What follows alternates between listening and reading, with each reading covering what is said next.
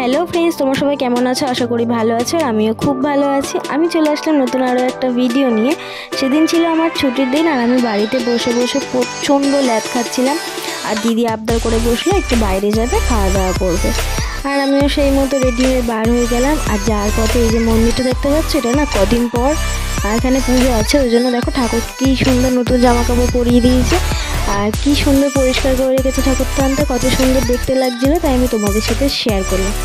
আমি আর দিদি বার হলাম, বার হয়ে রোহনের সাথে দেখা করে নিলাম। তো আমরা তিনজন অনেক দিন পর আর কি একসাথে বার হয়েছি খাওয়া দাওয়ার জন্য। বিশেষ করে অনেক দিন পর বার হয়েছি, তাই আমাদের তিনজনের আজকের দিনটা অনেক অনেক ভালো কাটলো, অনেক মজা করে কাটলো। আনন্দ, হাসি ঠাট্টা, গল্প করতে করতে দিনটা বেশ ভালোই গেল।